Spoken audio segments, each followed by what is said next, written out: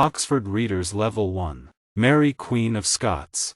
By Tim Vicary. 1 Fotheringhay. My name is Bess Coral, but this is not my story. It is the story of my Lady Mary Queen of Scots. She wrote the story and then she gave it to me. I am going to give it to her son. She began the story a week ago. It was January 1587 and we sat here in our cold room in Fotheringhay Castle in the north of England. We couldn't see much from the window. 1 or 2 houses, a river, some trees, some horses, and a road. That's all. The road goes to London, the home of Queen Elizabeth of England. Mary sat with her little dog in her hands and watched it all day long. No one came along the road. Nothing happened. I watched Mary unhappily. Please, Your Majesty, come away from that window, I said. It doesn't help. No one is going to come. Queen Elizabeth can't do it. Queens don't kill queens. Don't they, Bess? Mary said. Then why are we here in this prison? Why am I not free? Why, Your Majesty? Because Queen Elizabeth is afraid of you. That's right, Mary said. She's afraid of me and she hates me too. She hates me because I am beautiful and she is not, because I had 3 husbands and she never married, and because many people, good Catholic people in England, France, Scotland, Spain, say that I Mary am the true Queen of England and not Elizabeth. And Elizabeth has no children, so when she is dead, my son James. She came away from the window and stood in front of me. James, she said quietly, my son. Does he think about me sometimes? He was only 10 months old when I last saw him. It is nearly 20 years. Of course he thinks about you, Your Majesty, I said. You write to him often. How can he forget his mother? Then why doesn't he write to me? Mary asked. Does he want me to stay here in an English prison? No, of course not, Your Majesty. But he has a lot of work, Your Majesty. He is the King of Scotland, and he is not the King of Scotland, Bess, she said. Not be, for I am dead. Remember that. No, Your Majesty, of course not. But perhaps people tell him things that are untrue. You know what people say. Perhaps he thinks you killed his father. Mary's face went white. She was very angry, and for a minute I was afraid. She said, You know that's a lie, Bess. It is a lie. I did not kill James's father. I knew nothing about it. I know that, Your Majesty, but perhaps James doesn't know it. He hears so many lies all the time. He needs to know the true story. Why don't you write and tell him? Mary sat down slowly. She looked old and tired. All right, Bess, she said. Give me a pen, please. I'm going to write to James and tell him the true story. You can give it to him when I'm dead. Dead, Your Majesty? Don't say that. You aren't going to die. Her old tired eyes looked at me. Yes, I am, Bess. You know what is going to happen. One day soon a man is going to bring a letter from Queen Elizabeth, and then her men are going to kill me. But before I die, I would like to write to my son James. I want to tell him the story of my life. So give me a pen, please. I gave her a pen. This is what she wrote. To France. Dear James. Very soon I am going to die and meet my God. Before I die, I want to write the true story of my life for you. Everything that I write here is true. I cannot lie to you or to God. Please believe that, James. It's important to me. My father died when I was 1 week old, so I was the Queen of Scots when I was a baby. At first I lived with my mother in Scotland, and then when I was 5 I went to France. My mother was French, but she stayed in Scotland and died there. I went to France to marry the King of France's son. His name was Francis and he was 1 year younger than me. In 1559 his father died, so Francis was king. Then I was Queen of France and Queen of Scotland too. I was very happy in France. Francis, my husband, was like a little brother to me. I think he loved me, he was very young and he was often ill. And then in 1560 he died. He was 16 years old. When he died I was very unhappy and my life was very different. There was a new king and queen and I wasn't important in France anymore. But I was still Queen of Scots, so I came back to Scotland. When I arrived in Scotland I was a young girl of 18. My mother was dead and there was no one there to meet me. I walked off the ship and I slept in a little house near the sea. Next day the Scots lords came from Edinburgh. They were pleased to see me and for a week everyone was happy. People smiled at me and sang in the streets.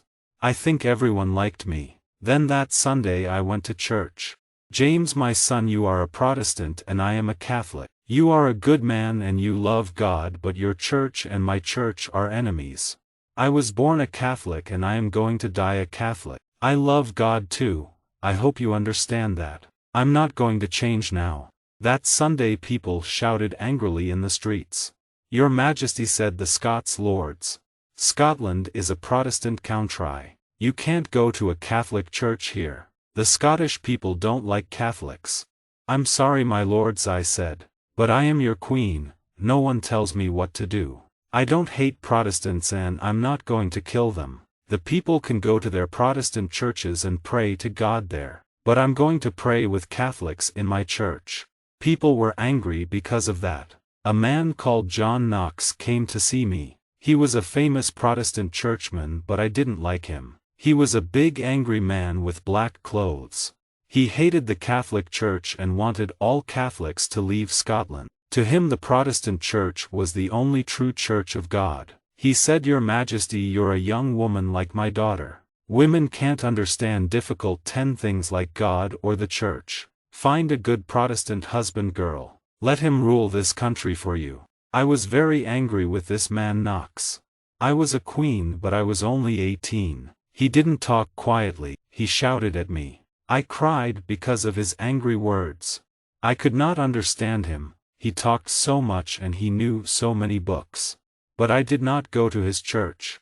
He was right about one thing. Perhaps I could rule Scotland without a man, but I could not have a child without one. And every queen needs a son or daughter to come after her. So I began to look for a husband. 3 Darnley and Riccio. At first I wanted to marry the son of the King of Spain, Don Carlos.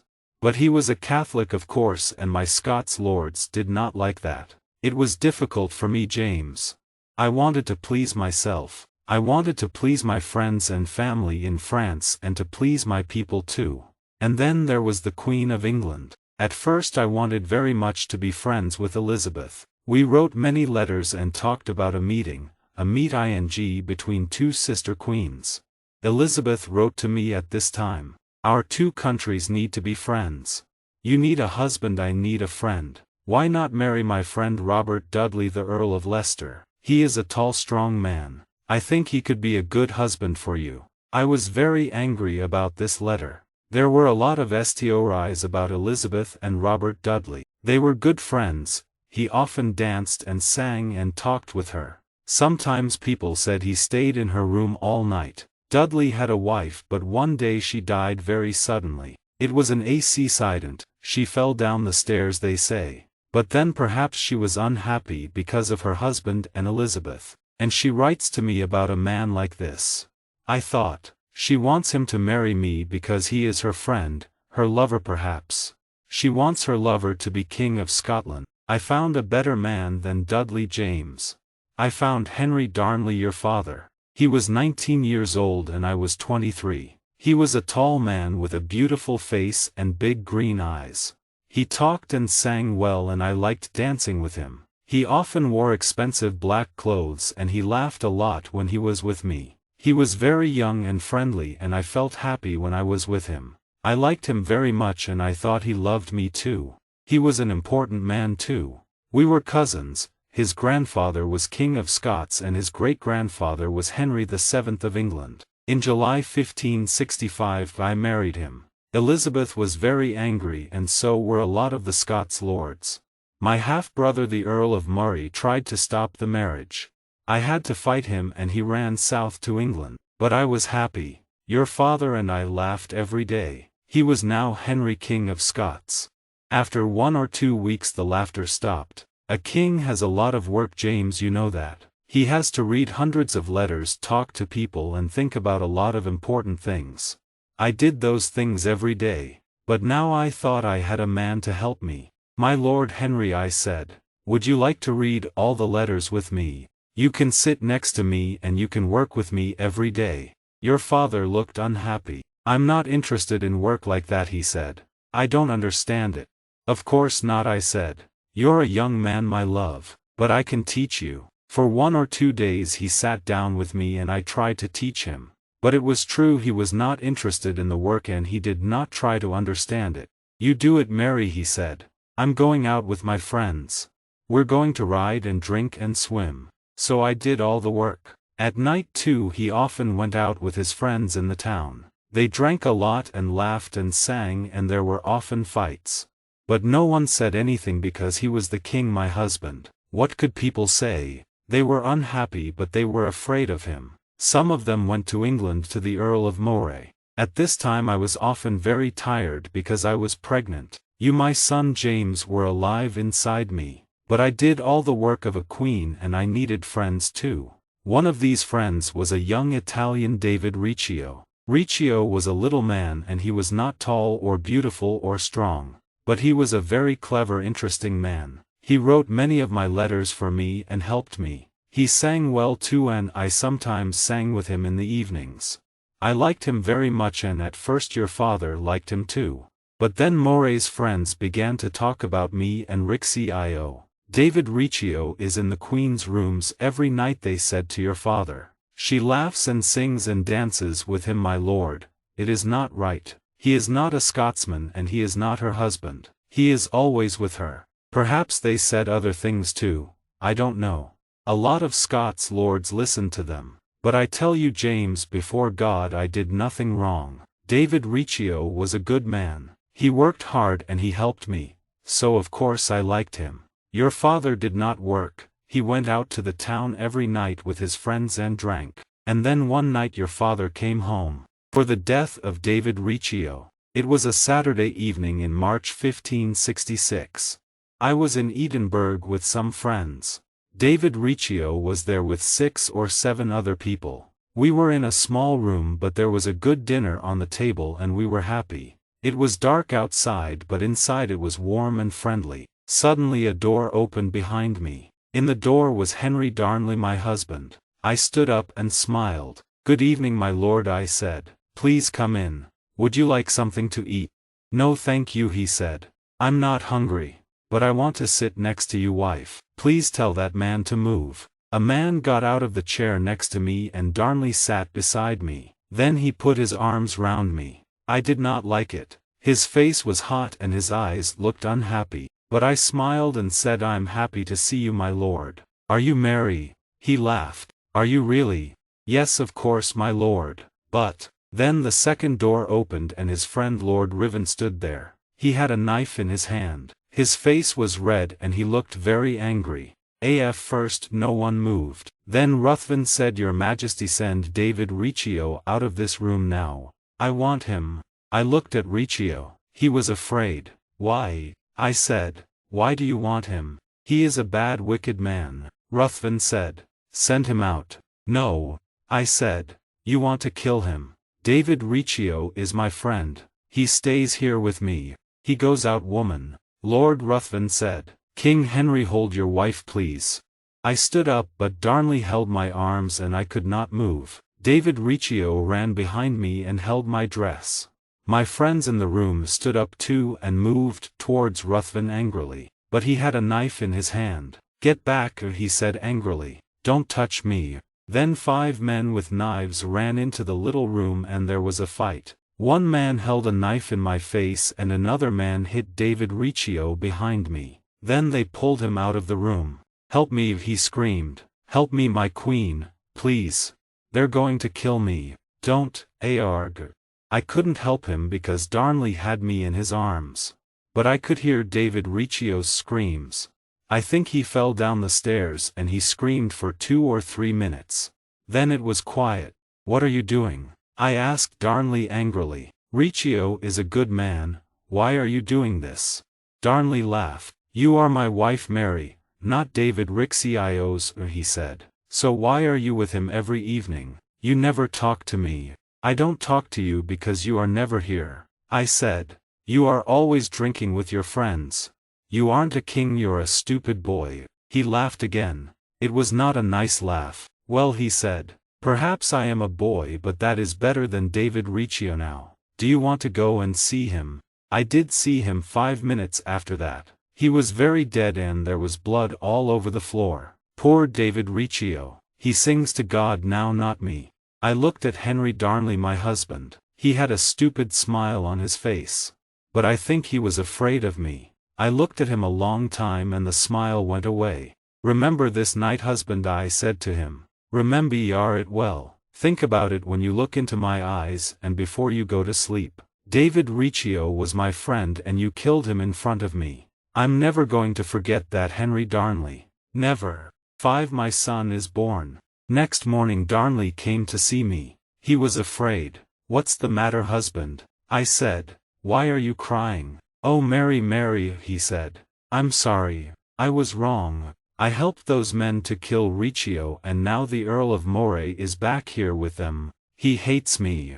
I am afraid they're going to kill me and you too. Think of our child Mary here inside you. He took me in his arms again. I was very angry. I am sorry, James, that this man was your father. He was a stupid boy, not a man. He was tall and strong and beautiful, but he could never think like a man or a king. I said, you know these men, Henry. What do they want? They want our child Mary. They don't want us. They're going to put you in prison. They don't want you to be queen. They want your child to be king or queen. I don't know what they want to do with me. Perhaps they want you to be king too without me, I said quietly. Then you can do what they say like a little boy. Perhaps, Mary. They said that yesterday. But now that Moray's here, I don't know. I'm afraid. Please help me. He began to cry again. What can we do? We can run away, I said. We can leave Edinburgh quickly and quietly before Ruthven and his men stop us. Be quiet for a minute. I want to think. I walked up and down for 2 or 3 minutes, then I said, Henry, go back to these men. Tell them. No. Mary, please. I can't. I'm afraid of them. Listen to me, Henry, and try to be a man. Go and tell them I'm ill because of the child. Say I'm not angry with them. Tell them anything, lie to them. Then tonight bring some men and horses here behind the castle. He went and did it. All day I waited in my rooms and least end. Then at 1 o'clock in the morning Darnley and I went quietly down the stairs behind the castle. Some of my friends were there with horses for us. Quickly we rode away into the night. That was a very bad night. It was dark and cold. I was ill and Darnley was afraid. Come on, he said. Ride faster, woman. You're too slow. But I was pregnant and it was cold and dark. We rode for 5 hours in the rain. I can't, Henry. I said. I'm ill. Think of the baby. I don't want it to die. Why not, he said. We can always make another one. I'm sorry, but it is true. Your father said things like that, James. Then he rode away in front of me into the dark. I rode slowly behind with my good woman Bess Coral. In the morning we arrived at Dunbar Castle. Darnley slept and I wrote letters to my friends. Next day Lord Bothwell came to help me. I liked him. He was a good strong man. Soon I had an army of 8,000 men. Bothwell and I rode back to Edinburgh with the army. Lord Ruthven died and some of his friends ran away. But the Earl of Moray stayed. All that summer I ruled the country and waited for the ba. My husband stayed outside my rooms. I did not want to see him. No one did. Perhaps he drank with his friends. I don't know. And then on 19th June in a small room in Edinburgh Castle my baby was born. It took a long time, but at last you were in my arms, James, my son. I asked your father to come in. My lord Henry, I said. This is our baby. Look at him, my lord. Take him in your arms. He is your son, isn't he beautiful? But your father did not love me, James. Very often after you were born he slept with other women. I know that because he talked to everyone about it. I think he wanted people to know. And I am sorry, but I do not think he loved you, James.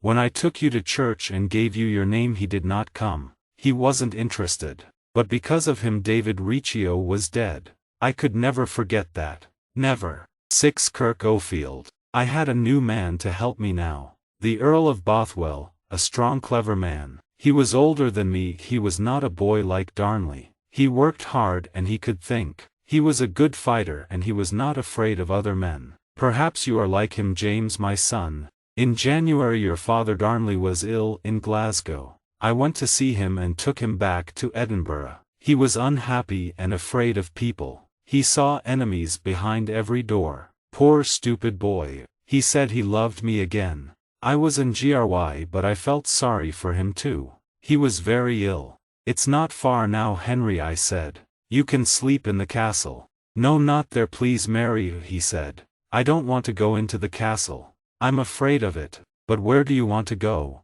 I asked. Find me a little house outside the town and stay with me there, he said. We can be happy there. So I found him a small house called Kirk O'Field outside Edinburgh. He stayed there in a room upstairs and sometimes I slept in a room downstairs.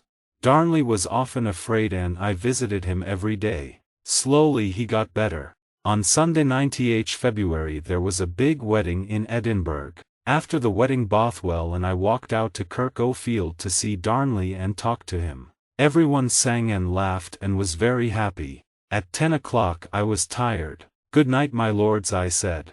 I'm going downstairs to bed. Lord Bothwell put his hand on my arm. Your Majesty, he said, you can't sleep here now. Don't you remember? People are dancing and singing in town tonight. Everyone wants you to go.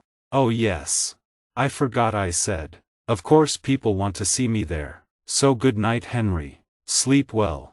Darnley was very unhappy. Please, Mary, my love, don't go, he said. Don't leave me here. But I did not love him now. I remembered the night when Riccio died. So I smiled and said, good night, Henry. Be a man now. Don't be afraid of the dark. Then I went downstairs with Lord Bothwell. Outside the house we met one of Bothwell's men. He looked afraid and there was something black on his face and hands. Jesus, man, how dirty you are. I said. Don't come near me with those hands.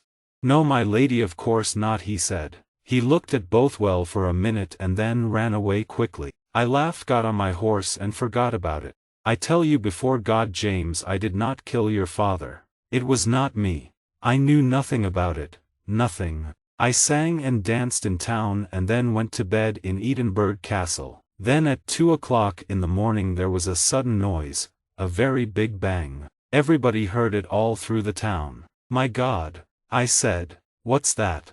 Everyone ran out of their rooms. Lord Bothwell was downstairs. Don't be afraid, ladies, he said. My men are outside, they're going to see what it is. After an hour he came to see me. Please sit down, my lady, he said. I have some unhappy news. Yes, my lord. What is it? It's your husband, Lord Darnley. He is dead. But, how? How did he die? Who killed him? I don't know, my lady. That bang, that was his house, Kirk O'Field. It's not there any more. What? And Darnley was inside? Well, no, my lady, Bothwell said slowly. My men found him in the garden, not in the house. He is wearing only night clothes and there is no blood on him. But he is dead. I am sorry. Take me out there. I want to see him, now. Yes, my lady. I went out to Kirk O'Field in the early morning. There was no house now, no walls, no doors, no windows, nothing. And there in the garden a long way from the house was that poor dead boy, my husband. I did not love him, but I cried then. He was your father, James, and I did not kill him. I don't know who killed him, but he had many enemies in Scotland. I was very afraid. I too had enemies and I often slept there. Perhaps someone wanted to kill me too. 7 Bothwell. Soon everyone in Europe heard the news. The Queen of France and the Queen of England wrote angry letters to me. Who killed the king? They asked. I was very unhappy at this time, James. We looked for the killers but we could not find them. Please believe me, James. The Scots lords are difficult men. Some were friends, some were enemies, but they changed all the time. Many people in Scotland said Bothwell killed Lord Darnley. I heard them outside the castle and in the town. But I never believed it. People in Edinburgh sold horrible stories and pictures of Bothwell the same day that Darnley died. It was too soon. Perhaps Darnley's killers wrote these stories about Bothwell before they killed Darnley. I don't think Lord Bothwell killed your father, James. He was a good friend to me in difficult times. He was a good, strong, clever man and he worked hard. I liked that. A lot of women liked him, I think. 3 times that spring he asked me to marry him. He had a wife and I could not marry again so soon. I asked him to wait. Then on 24th April I rode out of Edinburgh to the north. I had 5 or 6 friends with me. 6 miles outside the town Lord Bothwell met us with an army. "Why are you here, my lord?" I said. He smiled. "Because I want to meet you, Mary," he said. "I want you to come with me to my castle." He rode next to me and his men rode between me and my friends. I was afraid and a little excited too. "But my lord, you can't do this," I said. "I don't want to come with you now. But I want you, Mary," he said. "Your friends can't stop me. I love you and I want to marry you." "What's wrong with that?" I said. "Nothing." What could I say? I liked him and he had an army. I had only 6 friends. So I rode with him to his castle in Dunbar and stayed there 2 weeks. And then, he was a strong man and I was only a woman. And I did like him, James. I liked him very much. After 2 weeks in Dunbar, Bothwell and I rode back to Edinburgh. His wife did not want him and was happy to divorce him. So on 15th May 1567 I married him. He was a good man, James. A much better man than your father. I needed a strong man to help me rule the country. But I was wrong. I understand that now. All the Scots lords were afraid of Bothwell and many of them were his enemies. They had an army and on 15th June Bothwell and I rode out to fight them. We met them at Carberry Hill. It was a hot day and the 2 big armies stood and looked and waited. Their army had a big flag with a picture of your poor dead father Darnley on it. Under the picture there were the words, "Find my killers, O God." "Come on, my lord," I said to Bothwell. "Our army is better than theirs. Let's fight them." Bothwell rode up and down and talked to his men. But they didn't want to fight. They talked and looked at the flag and waited. Then some of them walked home. At 5 o'clock that evening Lord Kirkcaldy rode from his army to talk to us. He said to me, "My lady, leave your husband and come with us. We don't want men to die." And so, because our men didn't want to fight, I went with him. It was a very bad day for me. They took me back to Edinburgh and people in the streets screamed at me, "Kill the woman. She sleeps with her husband's killer. We want James to be king. Kill her now." I was unhappy and afraid and I was pregnant again. They took me to Lochleven Castle and put me in a room like a prison. There I did not eat for 2 weeks and Bothwell's children, there were 2 babies, were born dead. I nearly died too. I was so angry and tired and ill. Then one day after the babies died, Lord Lindsay gave me a letter. It said, "I, Mary Queen of Scots, give the kingdom of Scotland to my son James. From today James is the new king of Scots. But because he is a child, the Earl of Murray, my half-brother, can rule the country for him." Because I was afraid and tired and ill, I wrote my name on the letter Mary. But it is not important, James, it doesn't change anything. I am Queen of Scots, not you. That letter changes nothing. Bothwell went over the sea and died in a prison in Denmark.